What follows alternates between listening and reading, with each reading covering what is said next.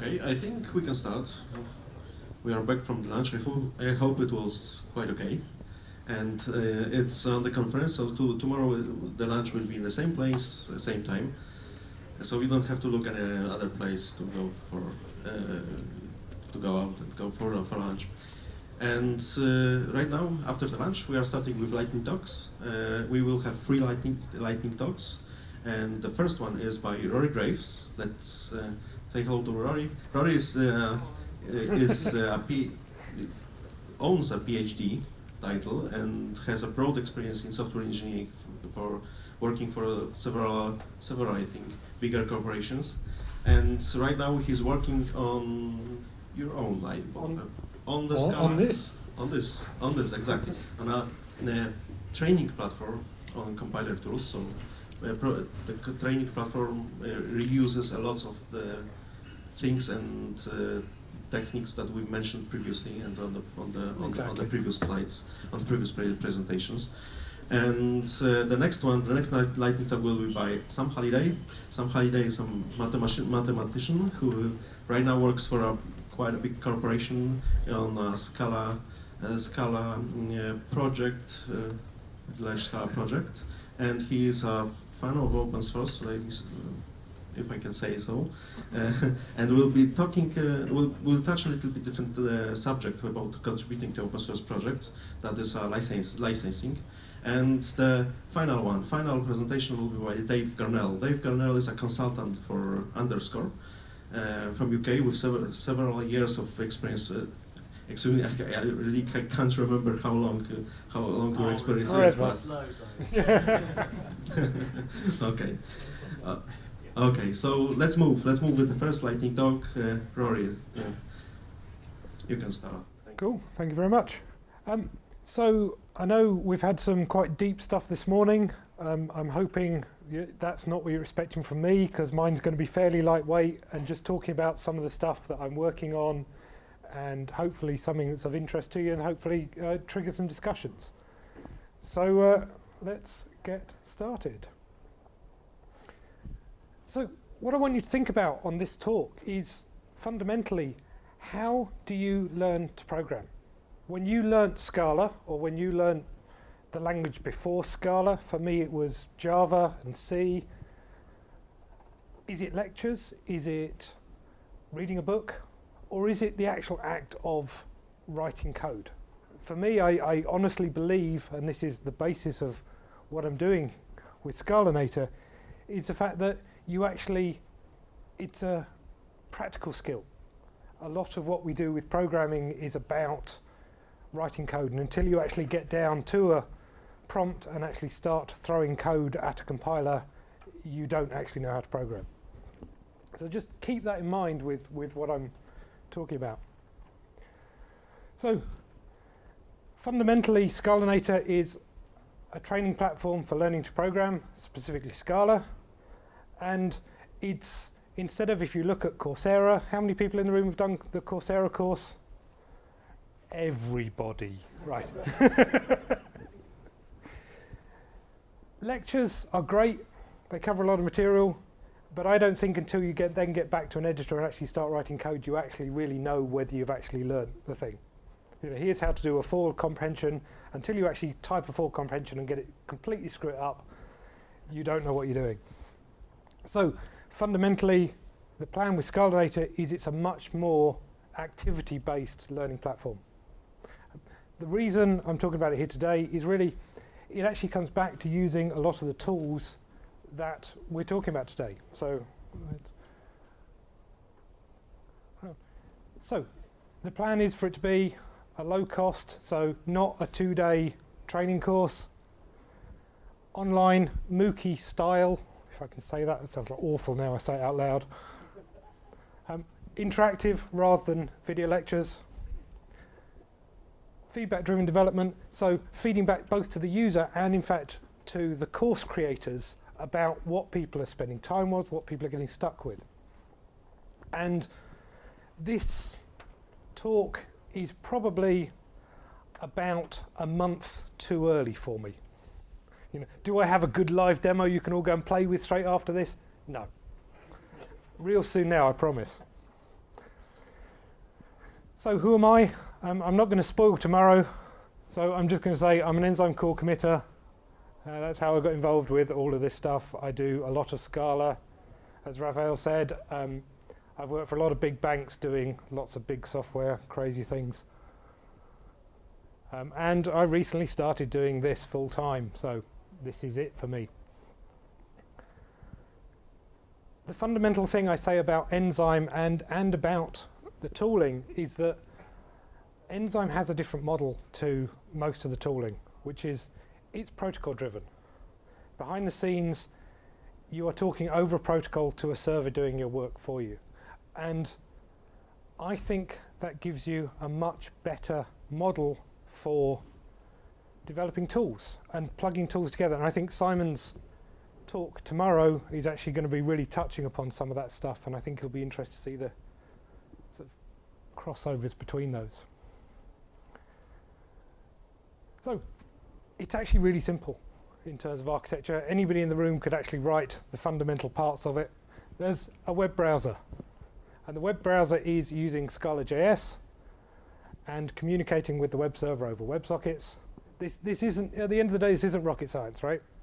As I say, all of you could build this stuff. I don't think that's what's actually interesting about the platform.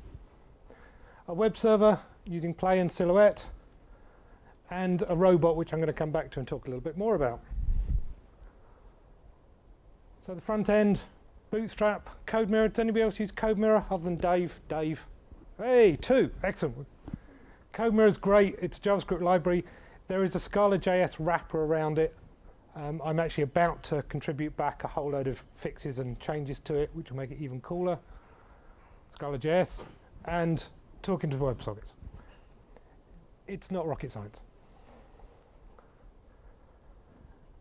Middle tier, it's a Play application using Silhouette and all the standard stuff. The key enabler technology here is behind the scenes. I have what I call the robot. So the robot is running within Docker, so I can spin these up securely. It has a robot process, and that in turn uses the enzyme client, which is another open source library that I'm about to release, enzyme, and SPT.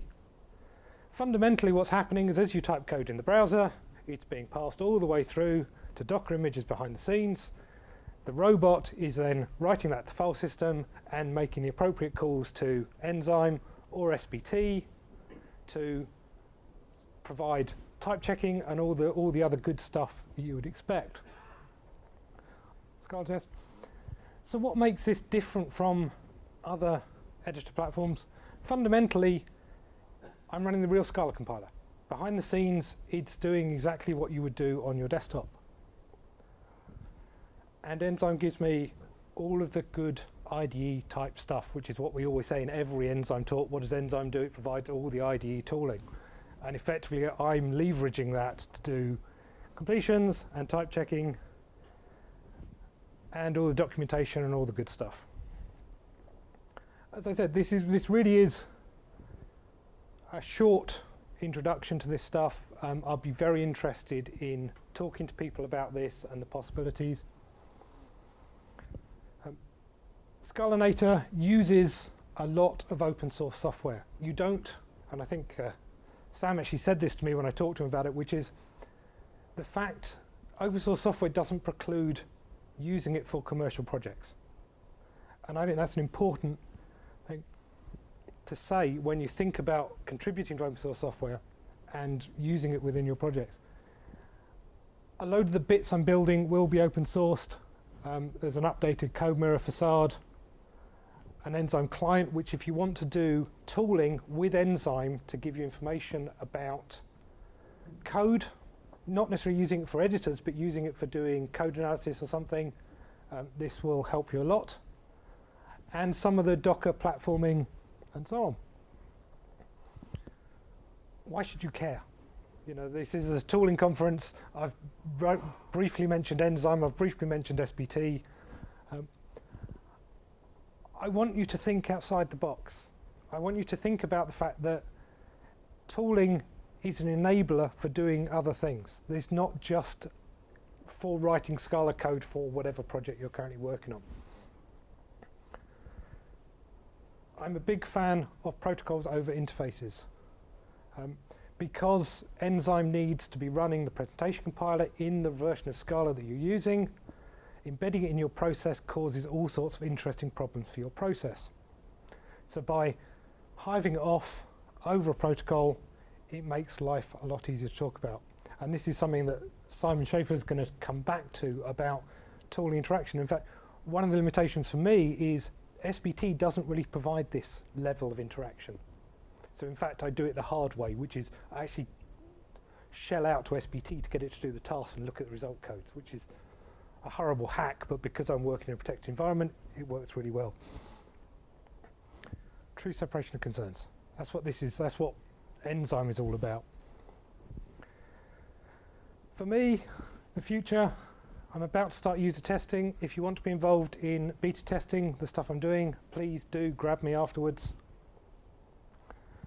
And there's a bunch of, again, I'm a big believer in reusing things from multiple directions. So I know there are online IDEs that exist. I think we can do better. More courses at the moment. I'm looking at a sort of transitional course, but it's broadening that out to enable other people to put courses on the platform. Tools for educators. So online and in-person training, I think, can be improved. And that's it for me. So questions, very briefly? Well, when are you planning to run in production? Within the next 3 or 4 weeks. Oh, but it's only going to be a prototype course. And right now, any way to try what you've got right now? If you give me until the end of the weekend, send me an email. I'll put you on the. I've got a list of beta users that can actually see the courses and stuff. Oh, that's great. But at the moment, it's only prototype courses to prove the concept of the platform rather than move forward.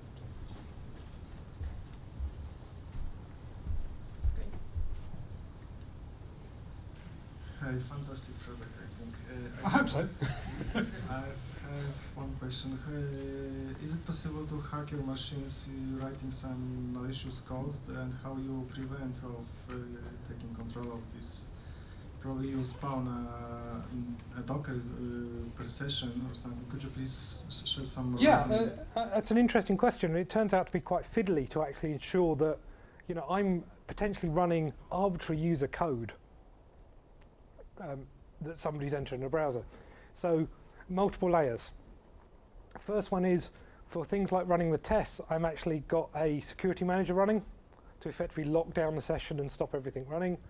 I limit what files can be written, and within Docker, I'm also running Docker in a place where you can't just go and access the internet.